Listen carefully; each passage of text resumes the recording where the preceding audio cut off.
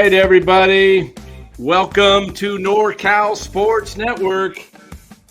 And we are here, as you can see, with the great one, Shawn Estes, current NBC Sports Bay Area analyst for the Giants and former Giants pitcher.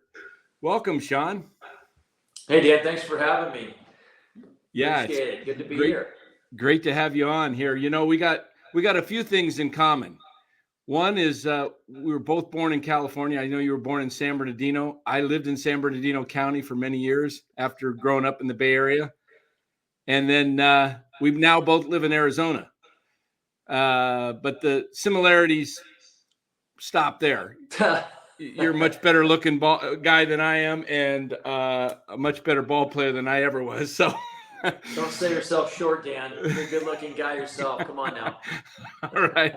Well, thanks. Appreciate that, Shawn.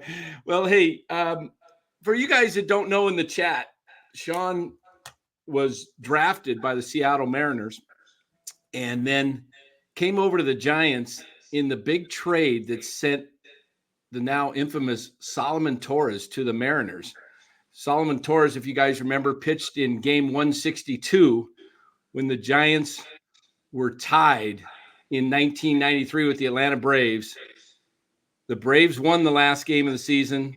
Giants needed a win to have a one-game playoff with Atlanta, and Solomon Torres pitched that final game and got rocked.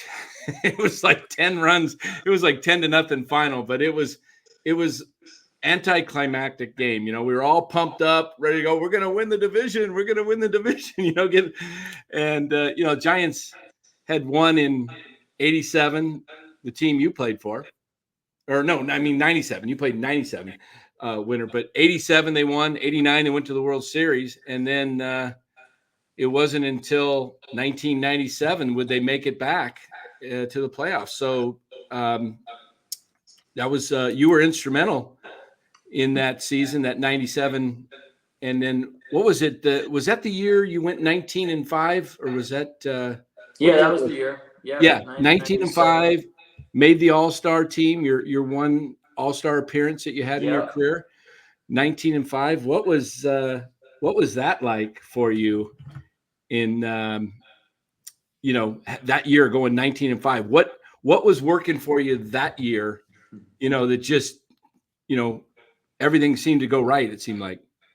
Well, that's it. You nailed it. Everything seemed to go right that year. If I pitched well, the bullpen came in and shut the door. And, we talk a lot about wins and losses and the relevance of those these days. They don't put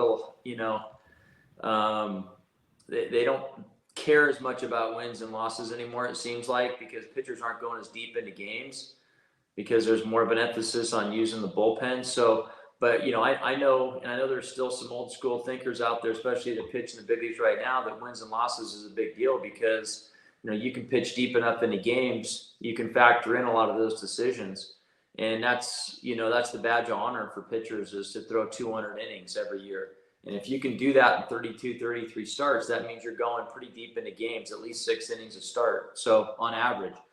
So, I felt that, the 19 wins was a pretty big deal, but it takes solid bullpen, work. It takes, some run support. So I had all that year, and fortunately it added up to wins and very few losses. But it was just one of those years where I came in. So I got called up at the All-Star break in '96, and that was a team that almost lost 100 games. Right. And a lot of injuries on that team, and we ended up pretty much with our AAA team by the end of that season in 1996. And if you remember, it was pretty much the Phoenix Firebirds. Right. Matt Williams got hurt. Robbie Thompson got hurt. It just all the veteran guys seemed to get hurt that year. And so it ended up being a lot of the Phoenix Firebirds. So we weren't that good that year. Like I said, the expectations were very low in the offseason in 1996. And Brian Sabian went out and he probably made the toughest trade he's ever had to make. And that was trading Matt Williams away. And we got Jeff Kent. We got Julian Tavares, and we got Jose Vizcaino, who all were a big part of that '97 team. And obviously Jeff Kent went on to win an MVP with the Giants and was a fixture in the middle of that lineup for a long time. So I think that trade worked out for both guys, for both teams. But yeah, Matt went on to play in the World Series with Cleveland. Yeah. But it was just one of those years where the expectations were low. I can remember a lot of the media outlets going into spring training in '97 picked us to finish 4th in the division that year. Obviously coming off of a bad year, but just a lot of still question marks. But we had JT Snow that year. We got in a trade. We had Darrell Hamilton. We got in a trade. We had Kirk Reeder, who had gotten the year before in a trade in the rotation. So it just, I'll tell you what, man, everything you talk about momentum and you talk about just, coming together as a team and having chemistry. That was the team. Everybody just started to believe. Started in spring training because Dusty Baker put an emphasis that spring. I can remember this like it was yesterday, coming into camp that year. And typically spring training is a place you come, don't care really about wins and losses. You're just trying to get ready for the season. But he said, you know what? We have a bunch of new faces in here. We came off a really bad year. We want to set a tone early in camp, and we want to develop a winning culture here. So I want to win in the spring. So nice. I want to go out there and win as many games as possible. And I know a little bit that's out of our control because you're playing some young guys. But he said, I want the team that I'm going to finish spring training with. It's going to be the guys being open. I want them to go out there and play hard this spring, and I want to try and win games. And we had a great spring. We won a bunch of games, and we carried that right into the season and ended up becoming a playoff team that year. And I was just fortunate to be a big part of that.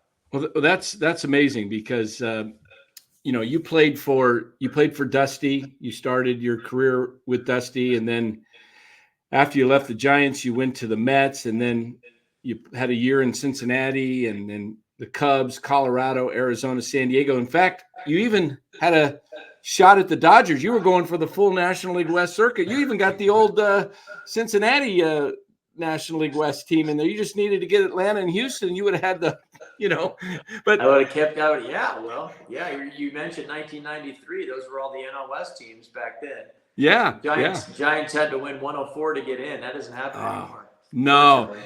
What was it like playing for Dusty? I mean, you just kind of gave us a little feel for his passion and him wanting to win and go for it. What was it like? You played for several managers. What was Dusty like, and what was some of your other manager experiences like as a player? Yeah, well, he managed me for 7 out of my 12 years. So he's 6 with the Giants and then 1 with the Cubs. That's right. So I had him for the majority of my career, and he was great to play for. I mean, I think that's pretty much the consensus. you know, for all the players that played with him. He was a great manager of people. It didn't matter, who you were, where you came from, how you were raised. He knew. He was just really good with people, and he knew how to get the most out of each one of us. And he was respected first and foremost, based on the person that he is and was, and his credentials that he had coming into it, just as a great player, a great coach, and then a great manager. But he commanded respect, but he was a fun guy to be around. He, like you said, he had a lot of passion. It was almost like you have 26 man out there when you went out to play. And he was another player on the bench, and he happened to be your manager. He came out with the toothpick and the sunglasses and the wristbands and sometimes batting gloves when it was cold. I mean, it was almost like you wanted to grab a bat and go hit. And, you knew he had your back. So, that goes a long way. Regardless of, you talk about managers that are great field managers that know how all the, right buttons to push, how to have the right guys in the right places. Talk a lot about Bruce Bochy and his managing of a bullpen. That's great. But ultimately, what it really boils down to is how hard that your guys play for you, how hard they go out there and they play for their team, their organization, their city. And I think a manager, as being a leader of that club, has a lot to do with that and how you go out there and conduct your business. And he holds you accountable too. You know, Yeah. it wasn't always fun and games either. You know, Yeah. we got into it a couple times, you know, but he respected the players. He understood how hard of a game it was, but he also knew, you know, when to pat you, you know, when to smack you on the butt, or, you know, when to rub your back, you know. So it Yeah. was, No, you know, that's great. he That's was just great. he was really good that way. So, but more than anything, he was just fun to be around. He had an infectious personality. He had a great laugh. He had great stories.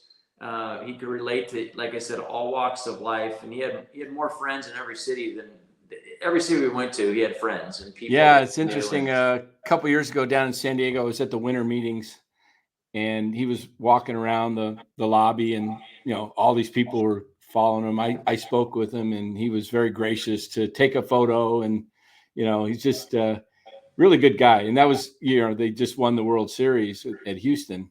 yeah, Yeah, so he was coming off yeah, and the I was happy for him because yeah, that's, as much as he wouldn't admit it, that definitely was the monkey on the back, right. of not winning the big game.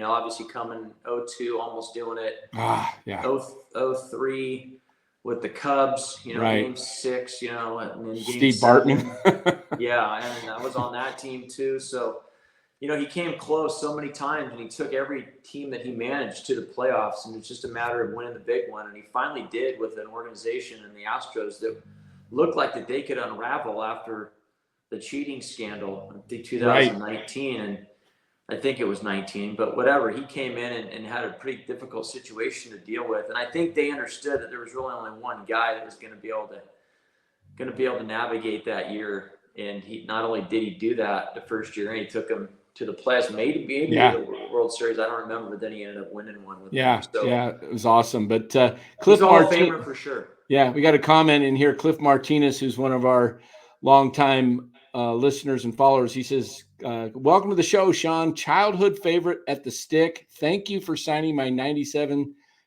Giants official magazine, A Call to Arms, as a kid." That's Oh pretty yeah, cool. well, you're welcome. Yeah, I think. Well, I had I don't know I have a Giants magazine up here right now on my wall, and it's called Rising Sun. It's got a picture of me holding the ball in front of my face right here.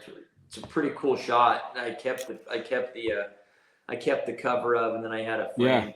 It sounds to me like that's a different Giants magazine. That might be like I don't know. I'm not sure, but yeah. I was Yeah. pretty good about signing autographs. I never had a problem doing that. I always felt like that. I got snubbed when I was a kid at Candlestick. It wasn't by any Giants players. It was actually when the Mets were in town. It was my first Giant game I ever went to. I want to say I was like 12 or 13 years old, and Darryl Strawberry was at the height of his career and with the Mets, and he snubbed me. I thought he was coming to sign my ball, and he didn't. Blew me off. So I always said, you know what? If I ever make it to the big leagues, and that was always my dream, is to do that. I'm never gonna blow anybody off for an autograph. Yeah. I'll always take the time to do that because it really bothered me. Right. I didn't want Right. anybody else to have that same feeling. Now, as a ball player, you were traded what? Twice at least? 2 or 3 times? I was traded from the Giants to the Mets, and then that year I was traded from the Mets to the Reds. I only played a month and a half with the Reds that year. What's it like to get traded in either the off season or in during the season? How does that feel emotionally with your family, all that? Yeah, 2 very different trades as far as how I felt about them. The first one was the Giants. It was a gut punch because, that's the team that I grew up rooting for. I got traded to the minor leagues too. That was a whole different animal altogether. But as a big leaguer, and I laid some roots down in San Francisco. I just loved playing there. The new ballpark was only 2 years old. I had 2 years in it, and I love that ballpark, still do. And I have family that's all in the around the Bay Area. I grew up in Nevada. I had family in northern Nevada or Northern California. And so, it was just, that's where I wanted to play my whole career. Like, there was no even thought that I was going to go someplace different. And I had a rough end of the 2001 season, and Jason Schmidt came in a trade and dominated that year. And I think it was just Sapien had to make a decision on who he wanted to sign because I was arbitration eligible. I was going to make some money that year, and they decided to go with Schmidt. And it was a really, really tough call to hear. Matter of fact, I was going to a 49er game that day, and it was a Sunday in the off season. I was going to watch the Niners, and I ended up becoming a big Niner fan while I played there. Oh yeah. There were good teams back in the mid 90s. So went to a bunch of games in the off season. So I was going to the game, and I felt like I was in like a fog the whole day. It just didn't seem real because here I am, like I'm a Giant, and all of a sudden I'm going to a Niner game, and probably got tickets, somehow through the Giants, and I'm going to the game, and the whole game I'm sitting there, and I'm just like, this stinks. Like, this isn't going to feel the same. Even if I come back and watch a 49er game, it's not going to be, you just feel that bond with other sports teams in your city. And it just wasn't going to have that anymore. One, and two, just, it was hard. It was a really, really tough time for me. So that was something that I didn't want. Right. So I just kind of, there's nothing you can do about it at that point. It's just, so you got to move on. And I got ready to go play in New York, and it was a pretty good team on paper that year. Although everybody pretty much underperformed to a man, and we had a terrible season.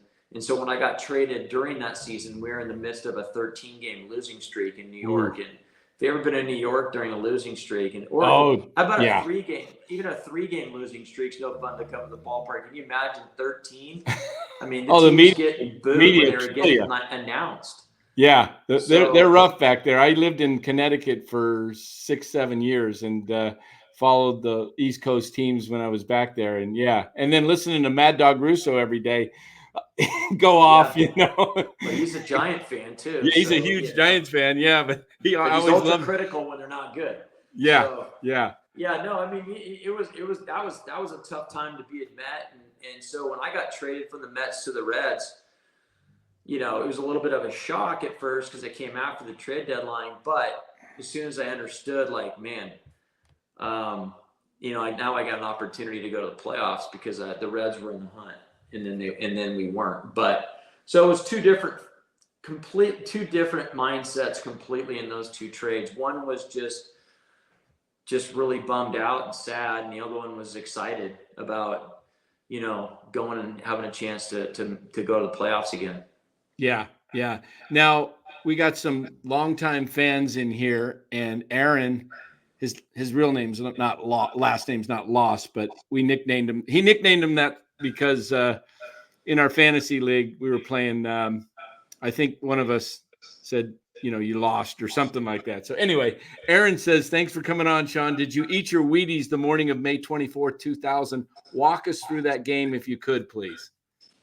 Yeah, well, not quite eat my Wheaties, but what's funny about that game, I mean, I don't tell many people this because it's kind of hokey in a way, but I used to go see this guy in Chinatown that season. And he was like a stretch guy, deep tissue massage. He'd do acupuncture. He was just, I think he considered himself a shaman. And he had this little upstairs studio in Chinatown. I lived in North Beach at the time, so it was really close to where I lived. And I typically wouldn't see him on game days. I'd see him in between starts. And he really helped me just physically that year, recover and help me with my mind and just kind of be, it was really good for both physical and mental. And that day I saw him on the day of the game, and I usually didn't do that because it can be exhausting, when I get done. Because he was like a deep tissue massage, but also like a tough, hard stretch. You get a hard stretch. Right. I mean, like not like your typical like feel good stretch. Like this, you come out of there like actually sore than when you went. Yeah, it hurts. Ultimately, it would benefit you. And so I said, just take it easy today because I'm pitching. And I left him tickets for that game that night. Anyway, I went in and I just felt different that day. I don't know what it was. I came to the yard that day. I felt calm. I just felt I just felt at peace, and I felt like that something good was going to happen. I don't know. Sometimes you come to the yard that day and you don't feel your best, or something bothering you, or mentally, or you didn't get sleep that night, so you're a little tired.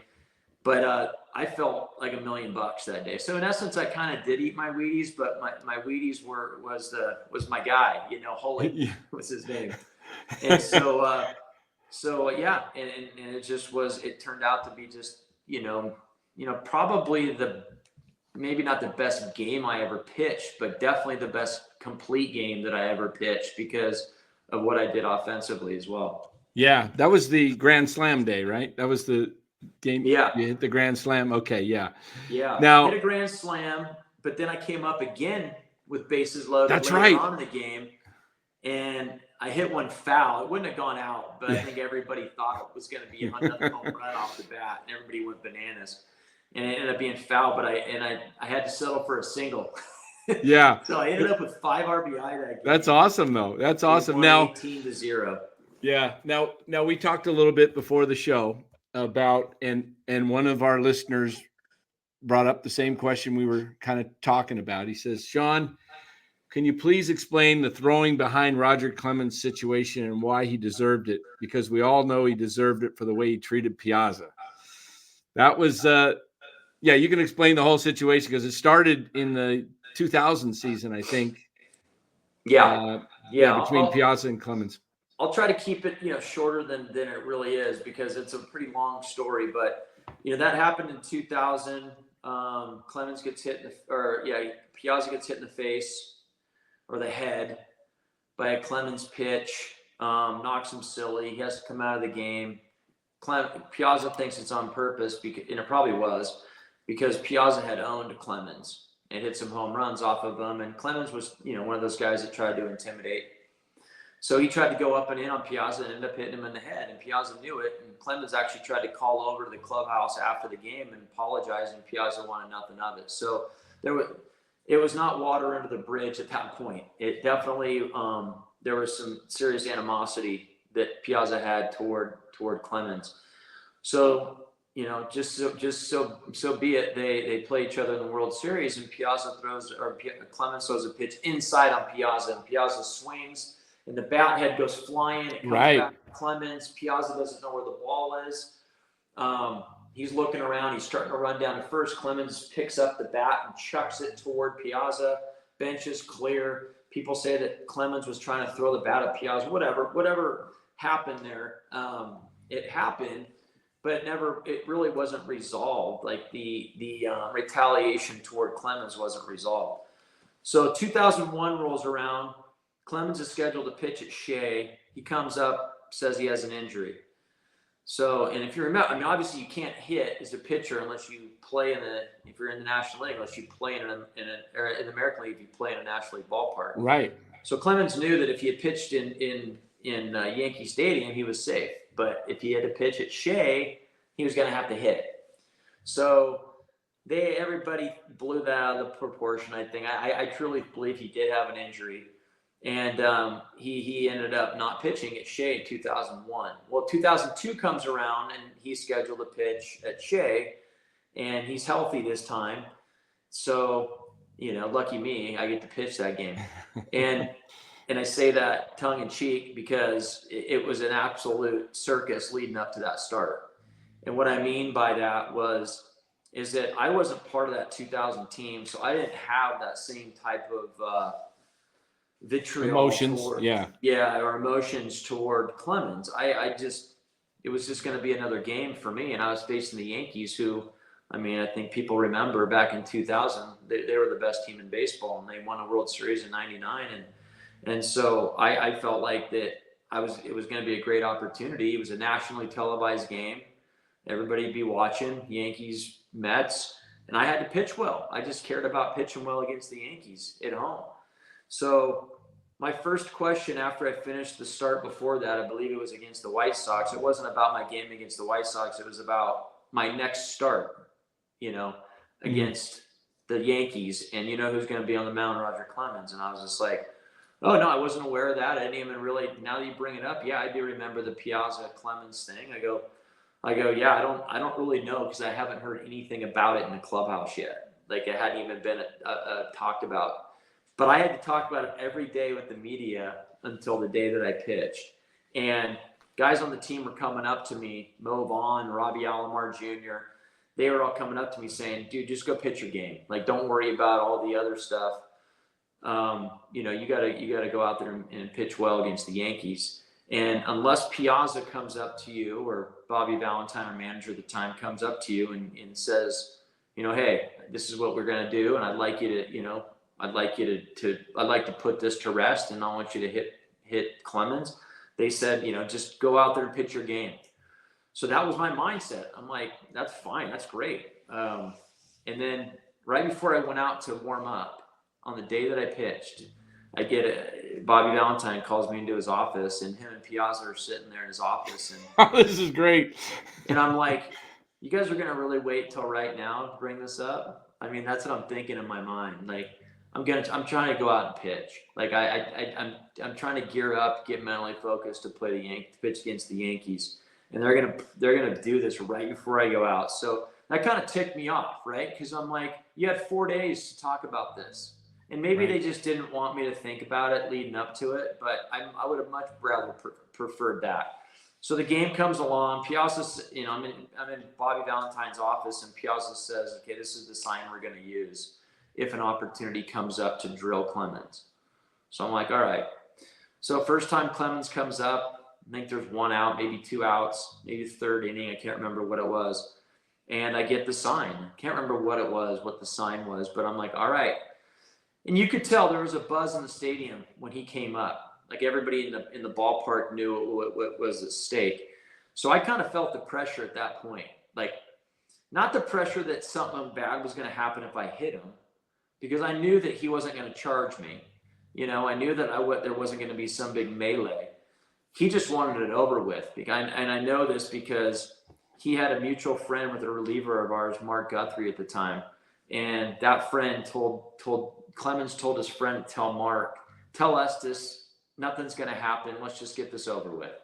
So I knew going into that game, like all I had to do was hit him and then it would be over with, right? He'd take his base, you know, everybody would be fine.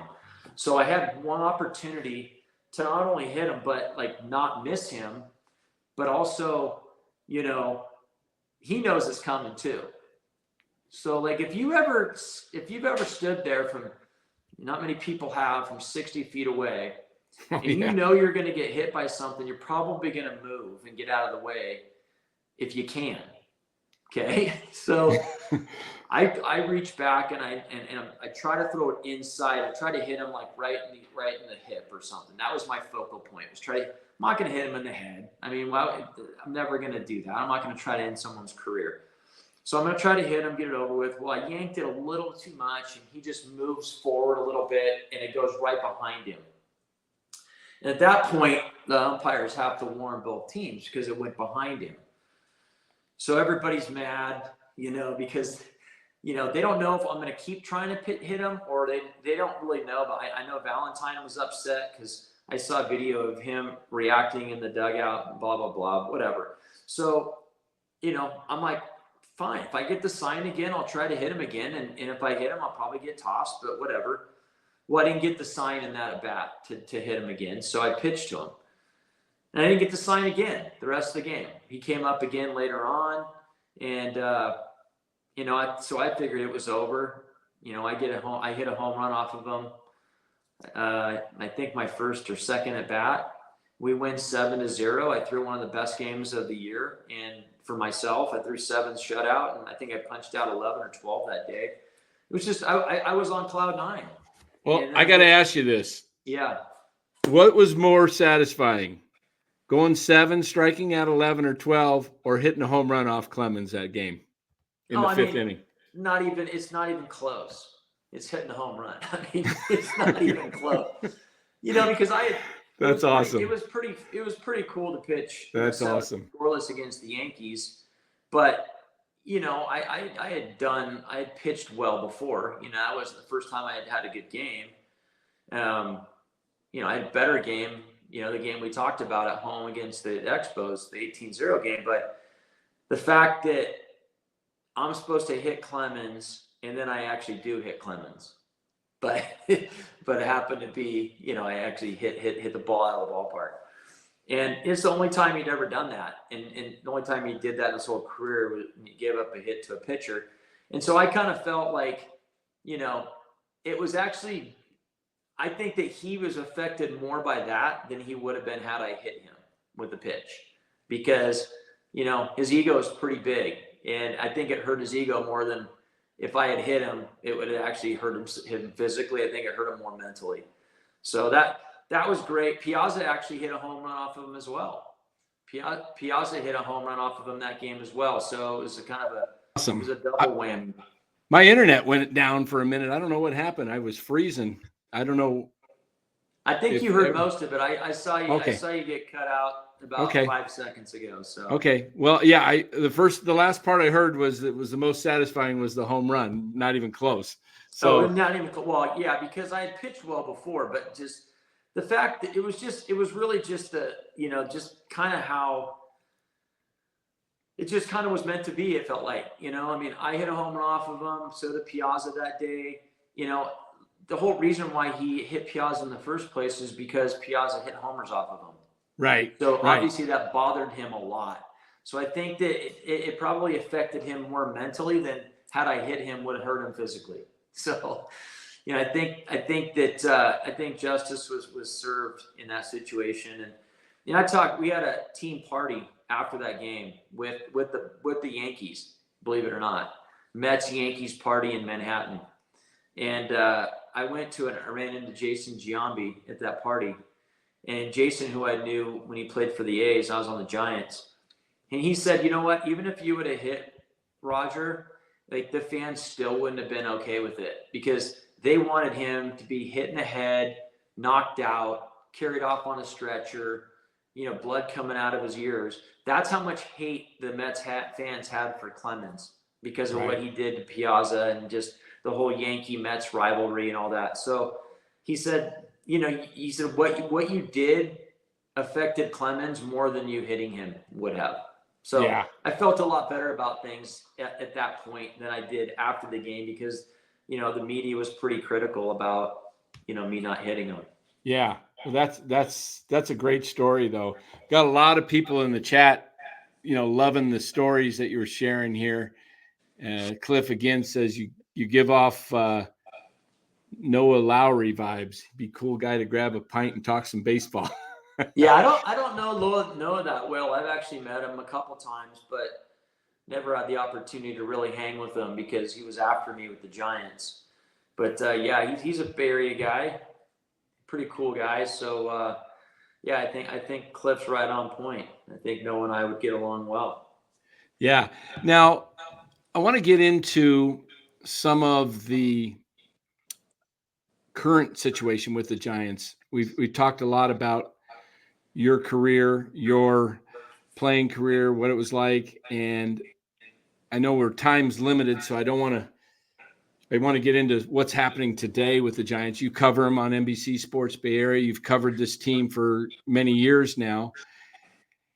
And, I won't ask you too many tough questions, but my show, my channel, my guys are kind of known for, I've been pretty hard on Farhan. I am a longtime Giants fan, Shawn, since I grew up in the Bay, born in 1968, the first year I watched baseball, I watched Bobby Bonds hit a grand slam in his first game against the Dodgers, and I was hooked, Yeah. Of course, it helped to have two older brothers who were, Giants fans. And so we watched every game that was on. Back then it was 18 to 20 games a year is all we got. Yeah. But watching this team grow up on it and then finally get to the World Series in '89, I'm like 28-year-old man crying because the Giants finally get to the World Series.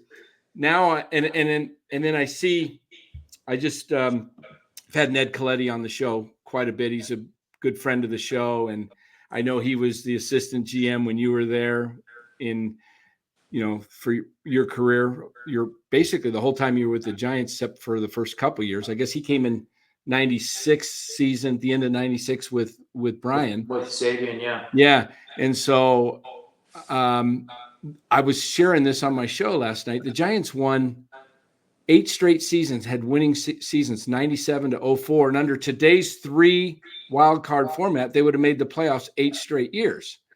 And then they had the 4-year lag from 05 to 08. Those were 4 losing seasons. And then 09, they started winning again. And of course, the rest is history, 10, 12, 14, but only 5 losing seasons in Sabian's roughly 20 years at the helm, from 97 to 16. Only 05 through 08 and 2013 did they have a losing season. They didn't make the playoffs every year because they didn't have all these teams making the playoffs. But now we're going on year 6, and the Giants are most likely probably going to miss the playoffs again this year. Atlanta won again tonight, and the Giants need Atlanta to lose 7 more games than – the Giants basically have to go like 21-9, and Atlanta go 500 for them to win. They're in essence 7 games out if you look at exactly. it. They're about 7. Exactly. It's not the 5 or 5.5 after night. It's like 7. Yeah. So I don't see it happening. If they miss the playoffs again, and if they fail to even have a winning season, that's 1 out of 6 seasons for Farhan. And I know you work for the club, and you got to be careful, but what is the vibe around the team when there's just this it's just not what we're used to in San Francisco? In 1958, the Giants came to San Francisco and had 14 straight winning seasons all the way through 1971. It was the 70s and parts of the 80s, and but they've been a winning franchise. In fact, they're the all-time winningest franchise of any team in Major League Baseball. And yet now we're going on if you count 17, 18, 19, 20, only 1 winning season since 2016. Yeah. And this isn't what we're used to. So what's the feeling? What's the level of panic, or is there a level of frustration, a level of discontentment amongst the media, amongst the fans, or the organization itself? What can you share? Oh, I would say that you're right on. There is a feeling of frustration and discontentment. Not just the media, not just the fans, but I'm sure, some people even in the front office that have been there for a long time, employees of the Giant organization that have been there for a long time.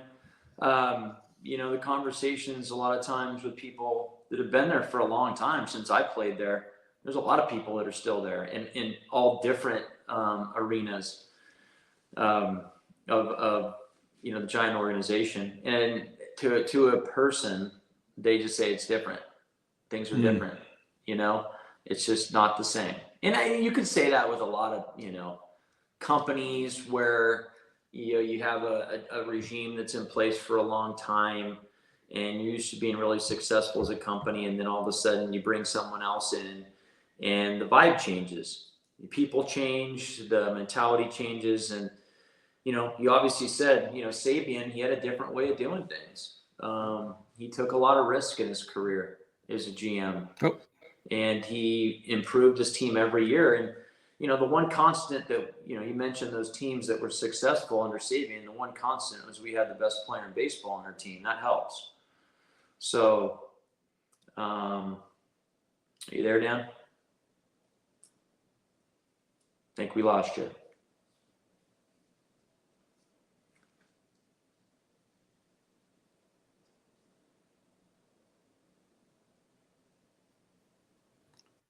Danny there? Okay. Yeah. I don't know if it's me freezing or you. I'm not sure what's happening because you're freezing on my end. I don't think it's me because I got pretty good service here. But yeah, I do too. Gosh, it's interesting. Yeah. Okay. But I was just saying that, there is some frustration amongst, and I think you heard me say that, people in the organization all say that it's kind of different. Things are just different. And nobody says They just say it's not the same, and I take that as what it used to be. Everybody, was happy and content and happy with, people that, that were in charge. So, but that's life sometimes, though. You know what I mean? That's just the way it is. That's the way companies work, businesses work. Sometimes it's cyclical. So, I don't know. It's hard for me because I think the proof's in the pudding, right? I mean, you don't go to the playoffs for 5 out of 6 years. What's up? Something's got to change. So, I think the big thing with Farhan is that he had a way of doing things with the A's, and then he had a way of doing things when he was with the Dodgers. The difference with the Dodgers is, it was all about player development, but then fill in the holes with spending money. And they never had a problem landing the big free agent or making a big trade because they had the pieces in the minor leagues to trade. And, it was two different ways to go about it between the A's and the Dodgers, because the A's didn't have any money to spend and they had to develop. And he did a pretty good job of doing that with them. But then you go to the Dodgers and, you have some deep pockets, but you also have a really good, minor league system. They still do. That hasn't changed just because Farhan's not there, right? So there's some other people over there that are pretty smart as well. Farhan's a very, very smart guy. But I think he came in right away and he sold the ownership on, hey, I'm going to, we don't have to have the top 5 payroll in the major leagues to win. Like I can win with, I can save some money, and still go out and put a competitive team on the field. Well, they kind of did in 2020 in the shortened season. They came down the last series of the year. 2021, they catch lightning in a bottle, win 107. So Farhan's thinking like, I got the magic touch. I got the, whatever it is, it worked. And then it didn't work. And it hasn't worked for the last going on 3 years now. So, I think a lot of it, like I said, Barry Bonds is at the centerpiece, and things fall into place when you have a superstar like that, right? You have other, obviously you're winning. Other players want to come play there. You can rely on someone like that, like a Shohei Ohtani or an Aaron Judge, a Bryce Harper. Like those are the guys you can build around. Those are the guys that create that winning culture. Right. And he hasn't been able to land that player. And he's not for lack of trying. And ever since, Buster and Buster retired, that was his guy. And it hasn't been the same. There's just in the platoon stuff kind of stopped working, and the opener and all that stuff that that was progressive thinking, a little bit more progressive and analytical way of thinking just hasn't worked. So I don't know what has to be done. I'm not real bullish on this team making the playoffs. I kind of feel like that they are what they are, and they've been a 500 team. Right. The biggest winning streak is 4 all year. They haven't even been able to put 5 together. Yeah. So they're 500 team. And so that's not going to get it done. And so if they don't make the playoffs again, I don't really know how long the leash is. So I'm obviously frustrated, and the brand of baseball that you see right now isn't that fun to watch. No, exactly. And I was watching Saturday's game, and I saw them steal 4 bases, double steal, couple of bunts. I was like, where's this been all year? Yeah. Well, I was with Wotus on the pre and post game, and Wotus is the longest tenured Giant coach ever. He still is in uniform sometimes. He's seen everything. Right. And he was so giddy about that game that's what I wanted to talk about. The post-game show is the stolen bases, the sack bunt, the attempt of a bunt, the sack fly. Right. Putting the pressure on the defense, because that's the way you're going to have to win with this club, because the home runs are too inconsistent. They don't hit them at home. They seem to hit home runs on the road, but they can't get hits with runners in scoring position. They strand a lot of runners at third base with less than 2 outs. Not a lot of great situational hitting happening. Not a lot of put the ball in play. They struck out 18 times the other night, and then they turned around and struck out 5 the next night. So it's like don't know what you're going to get. But when they struck out 5 times, that was the game where they played some small ball. They put the ball in play. It was amazing. And what happened? They won a game. Yeah, and Oh, you know, gosh. it's amazing because we talked about this Saturday night on the show. We do the post game every game, and we were talking about, you know, when you bunt and you make the defense, good things happen. You put the pressure on the defense, and then we saw the Little League World Series. I don't know if you saw the end of that. We played it on the post game show. Yeah. Oh, okay. Poor pitcher. I made a comment because I was talking to Lotus, and I said, well, even if they don't make that error and throw the ball into right field and Florida wins, you got a runner at third with less than 2 outs. And I said, they're not the Giants. They probably would have got the runner in. Yeah, that's great. You know, and I'm sure some people didn't appreciate that, and they had been watching the post. Yeah, well, we love a little jab, but you know, it's probably true. It's good to hear it though. But you know, it's you know, it's funny because I played second base on my Little League All-Star team, and I felt sorry for the second baseman because he just botched it. He should have been on first. There was no reason to go. He went to second, and there was no reason. The lead runner was on second. There was no way. Yeah, you know. Well, and at 12 years old or 13, some of them, I don't think there can be any more pressure on you. At any time in your life up to that point, in an extra inning game with a runner on first in a tie game, that's a lot of pressure, man. I felt for that kid. I did too. I felt for the pitcher, everybody. But you know, I said on the show afterwards, I thought, you know, it's Little League. That's the time the coach should come out, time out. All right, gonna bunt here.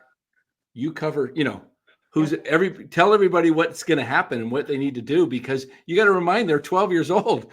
Yeah. Well, every once in a while you'll see it in the big leagues too. I mean, the manager will come out and, you know, in a big moment in the game, you know, where they're expecting something to happen, and he'll direct the offense at the defense, right? And you just need reminders sometimes, so the moment doesn't overwhelm you. You know, you can have pre-pitch preparation, and yes, obviously that probably should have been a conversation they had. It's funny you say the coaches come out. There was a thing I saw on Twitter the other day, baseball history nut. Braves, Leo Mazzoni, the pitching coach, came out to Bobby Cox, sent him out to tell Maddox he wanted him to walk. Who was coming up? I'm trying to remember who it was. But anyway, whoever it was, he said he wanted him walked, and Maddox said, no. Yeah. I want 2 pitches, and 2 pitches I'll have him pop out the third. And Bobby Cox is going nuts in the dugout, and second pitch popped him out the third. Third base. That's hilarious. Yeah. Yeah, that sounds like Doggy, man. He's I don't know if you've watched any of those Barry Bonds, you know. Yes, where they're looking at their iPads and the at bats. That's pretty cool. That is great. He was this, you know, by far the smartest pitcher I ever played with. Wow. Now, there's a lot of questions that guys are asking in the chat. I don't know if I'll be able to get to all of them in our time, but who was the toughest hitter you ever faced? Well, there was a bunch of them. You know, there was some pesky hitters, you know, like they would just always seem to get hits. And then there was guys that would do some damage. And I think I lost my edge with one of these guys pretty early in my career. And one of them was Matt Williams. And I just take a look at Matt Williams' numbers versus man. And I worked with him on the pre and post game show one year. And the running joke with one of the hosts always used to like to, you know, stick it to me whenever he could, and fun. But he'd always point out Matty Williams' numbers against me, and how many home runs he hit, and that I built his second home in Flagstaff or whatever. But Matt Williams, I gave up the most home runs to him in my, you know, out of any hitter I faced. And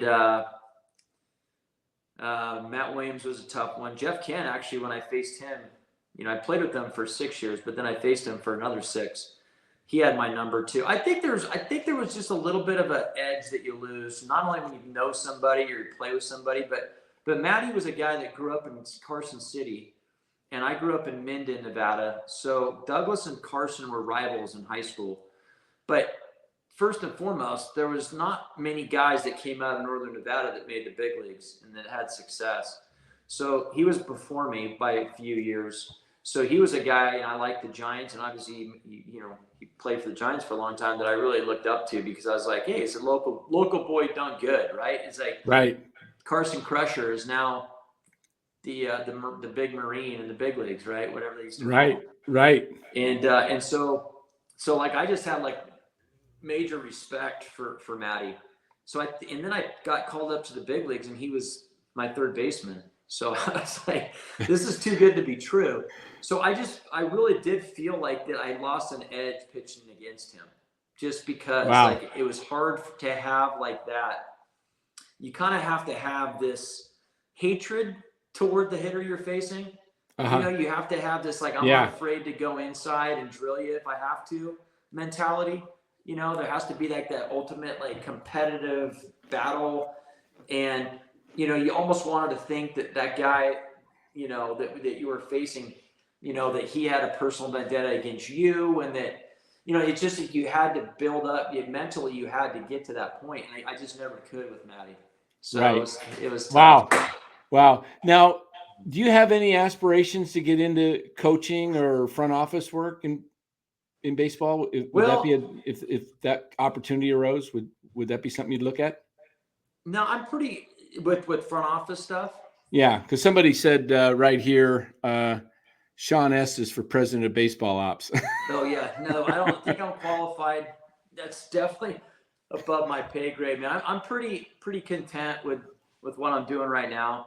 I think coaching wise, that takes a lot of time away from family. It's just you're there a lot. You're there more than the players are, and it's not just a 6-month job. It's 7.5 with spring training, and then you're doing stuff in the winter. And I have a 9 and a 7-year-old, so I couldn't. I don't think I could do that. Not that I would enjoy it. I think I would enjoy it. I just don't have the time for that. Right. And then front office is a whole other animal. That's a 365 job. Oh yeah. So that's I kind of like being able to work when I want, doing the broadcast stuff, and then I get to have that good balance with the family. Yeah. I know I speak for a lot of people here listening right now. I loved having you, listening to you on the road games when. Well, hopefully I'll get an opportunity to do that again. I'm not doing it this year, but hopefully that opportunity will arise again in the future. Yeah. No, that's great. Now, some other questions that people were asking. You played with Barry and Jeff Kent, and we saw, everybody saw the dugout squabbles at times with Barry and Jeff, and you guys had some great personality, some real great players on those teams. What was it like playing with Barry? What was it like in that clubhouse? Was there a lot of tension between those two, or was it just fabricated? No, it's fabricated because, everybody had obviously one goal, and that's to go win. And you had two different personalities that left each other alone. I mean, they weren't friends. They weren't best of friends. They didn't hang out after the games or on the road, or, it wasn't like that they didn't say hi to each other in the clubhouse. It wasn't always that. There wasn't always that, but it was, if something came up and someone didn't disagree with the other one, then there would be, then there would be a fight. But it didn't happen that often, right? Yeah. The ones that you saw were the only times that they happened. So, behind the scenes, that never happened.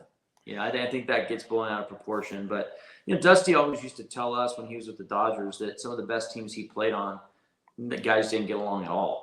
Yeah. But they went out on the field and they competed. And they won. I think the 70s team, the Oakland A's, that won 3 World Series championships in a row, used to have fights. They were known to fight in the clubhouse. Yeah, the guys are nice now. Yeah. Nice. Well, here's a question for you. You played with Barry. You watched the game today. To me, Barry's the best player I've ever seen in my lifetime. I saw Willie Mays, but toward the end.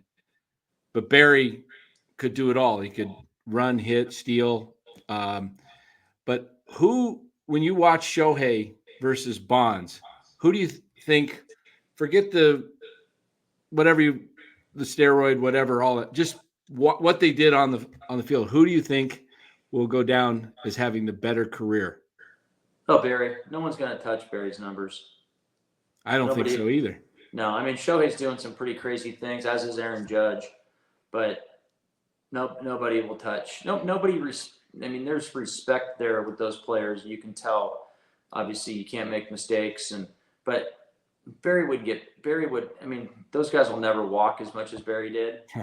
There's just not as much fear, right? And because you throw the ball over the plate, Barry was going to hit it out at one point in his career. That's how good he was. So, oh yeah. Nobody's ever going to be that good and be that intimidating and be that big of a force in the lineup ever. Yeah, I don't think so. Yeah, I mean, I can't think of a player that, as I saw, that was ever just that intimidating. You didn't want to miss his at bats. And speaking of that, we know the Giants missed out on Shohei. I never expected him to have a shot at him this past offseason. No, no one did. Yeah. But you got one big free agent coming this year, and that's Juan Soto. My thing is with Juan Soto, I think the only way you can get a Juan Soto is if you're drastically higher than the rest of the market. It's the only way. I mean, I'm talking probably $100 million more Yep. than what the next closest team is willing to pay. Only chance. If they were able to do that, that changes the course of the franchise immediately. Because I love Matt Chapman's game. I love his defense. I love his base running. I love the fact that he plays every day. He's a leader. I have been a little bit critical of his hitting in clutch situations. And he's never been a big, RBI guy. The most he's ever had is 91. But right now, Matt Chapman is expected to carry this team, as the leader, as the guy. If you surround him with Soto and a Vladdy Guerrero, now Matt Chapman becomes very, very valuable, in my opinion, because he's not expected to carry the club. Mm-hmm. You make a trade for Vladdy Guerrero at first base. You sign Juan Soto. You maybe go get a Ha-Seong Kim, and now you've got Ramos and Jung-Hoo Lee coming back, and Tyler Fitzgerald and Chapman and all. Now you're talking a team. I would love to see that happen, but I'm not going to count on it. I will be shocked if they get Soto. I think he lands in one of the New York teams is my best guess. Yeah. But what's the mindset? Is there any, like, in the organization that says, we've missed out on Judge, we've missed out on Ohtani, we missed out on Harper. Are they going to learn from any of that and say, we can't be near, we can't be like, oh, we matched for Ohtani. Yeah. No, you're not getting these guys if you don't match. You've got to overpay. Yeah. That's your only shot. I mean, it obviously comes down to ownership and what they're willing to do. I mean, I don't have any answers to that because I don't really know what they're willing to spend. Yeah, it's obviously that sounds great. I would love to see that too. Yeah. I just don't. I think that's kind of a unrealistic expectation. Unfortunately. Yeah. I mean, Ha-Seong Kim's not, but this kid Sasaki, the pitcher, I don't think that's unrealistic. Oh, the one that's coming out of Japan, yeah. Yeah, but I think Soto's unrealistic. I mean, trading for Vladdy, that's a different story, Yeah. Pete Alonso. I mean, I don't know. They got to make it. They got to do something. They got to make a splash. They got to get a middle of the lineup guy. You have to. Yeah. I think that's the only way that they end up getting back on the map. Yeah. Yeah. Do you foresee any young guys? I mean, we're hearing a lot about Bryce Eldridge coming up, and a couple years away. I think so. A couple very years. Talented. Yeah. They're still trying to find a position for him.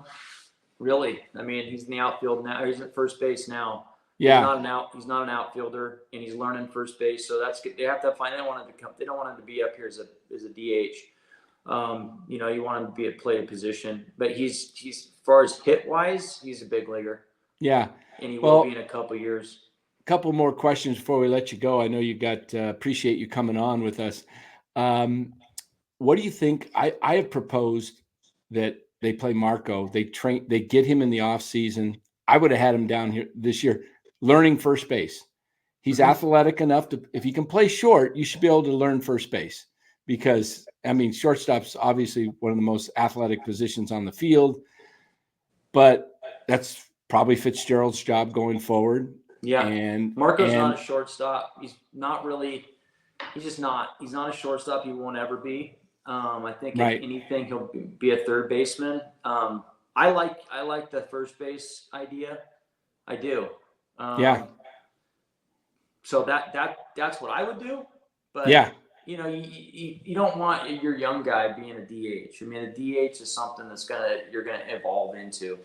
So, and can he hit enough? That's the thing. I mean, I know he's got the hit tool, but he hasn't done a whole lot as far as power wise. You know, in the minor leagues even. Right.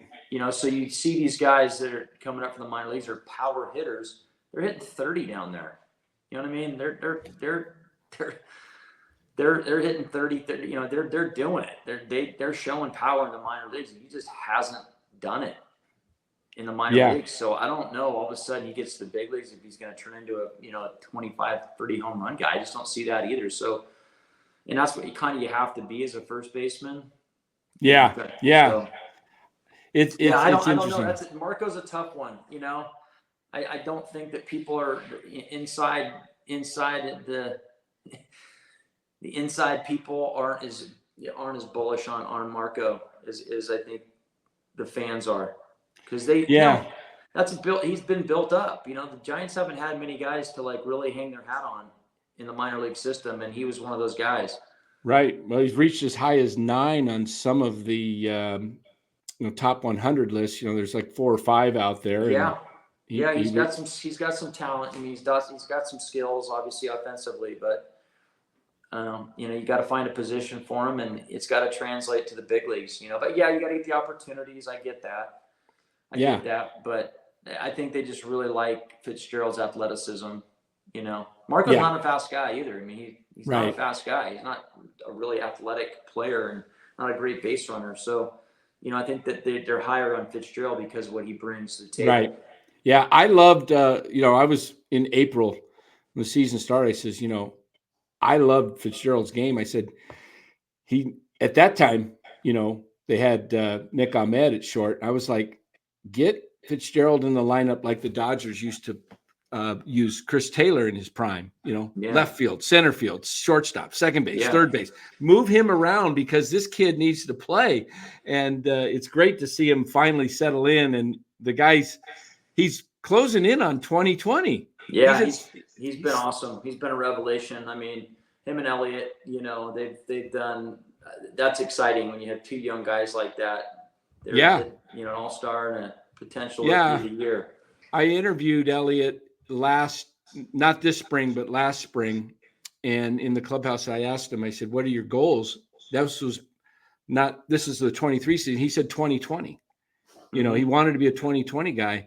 I'd love to see him take off more on the bases. He's only got 3 or 4 steals. Yeah. And he really hasn't. Because he's not slow. He's no. The sprint speed, I think Fitzgerald's 1, McRae's 2. I think Elliott's right behind him. Right. Him and Chapman are right there. Yeah. I'd love to see him and start employing that. Before I let you go here, and we'll end with this. Mark Graves, one of our paid members and moderators in the chat, says, does Harrison need to pitch inside with his fastball to be more effective?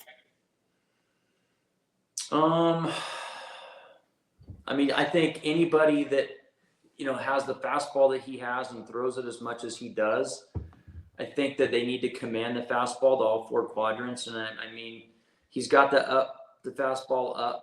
That's where he lives. And at times he can command it away. But, we've seen Blake Snell, and, Blake's got a good fastball, but man, he knows how to pitch inside. And it's so effective because it gets guys off that curveball and that slider. Because they have to, as a hitter, if you're conscious of the fastball in, it speeds you up. Your front side, you have to kind of gear up for that fastball in, and then it makes your breaking ball more effective, and then you can actually start to get guys out of the way as well. So I definitely I agree with that. I do think he needs to command his fastball on his glove side a little bit better. And I think that's probably the next step for him, is being able to throw that ball inside when he wants to, being able to elevate when he needs to, and then being able to go down and away. I mean, he needs to just be able to command his fastball as much as he throws it. And I think that'll help him with the breaking ball as well. I think that'll make the breaking ball play a lot better. And he's got a good changeup, the okay changeup, but I think that'd be a good pitch for him too. But you got to get guys conscious of in before those pitches become successful. Yeah, I know he's not afraid to throw inside. I've seen him do it. No, he just got to be able to do it. You know, he's still learning how to command. He's still learning how to where his release point is from every game. You know, it's he's got that high spin rate. He's got that really good fastball. Where he's learned how to throw at the top part of the zone. He's got that dialed in.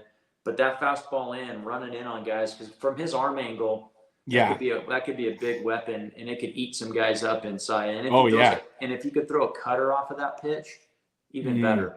I think that might be the next pitch that he probably incorporates in his arsenal, as a cut fastball that he can bore in on the hands of righties. Right. Yeah, that would be great. Kind of like Blake Snell's. Blake Snell, this run that he's had prior to Saturday's game, I've been watching baseball, I said, for 56 years. It reminded me of Sandy Koufax. Yeah. The guy was absolutely dominant. Yeah. He was unhittable. I think his 8 starts he had prior to the other day was better than any 8 starts he had with the Padres last year when he won the Cy Young. Yeah. And, you know, I thought the key to him, you know, I made the comment a couple months ago when he was struggling. I said, he's got to just start attacking the zone and let his stuff play, because he can't be going only 5 innings. He needs to, you know, and then no one expected him to go. I didn't expect him to go even 8.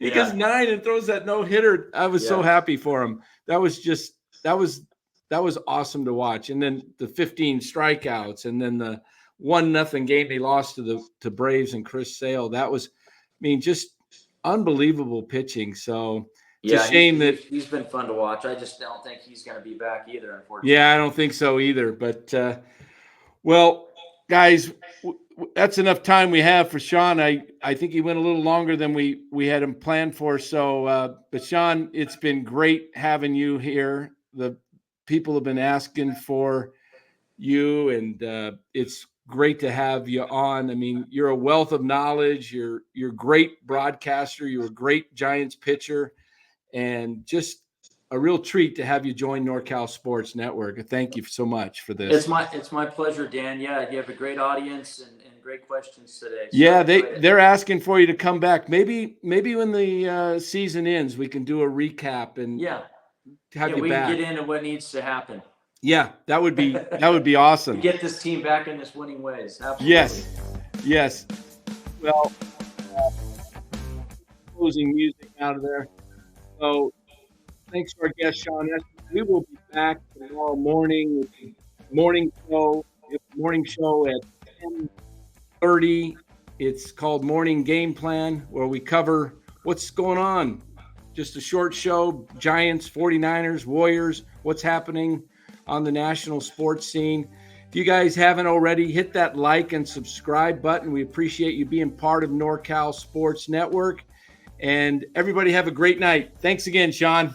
See you, Dan. All right.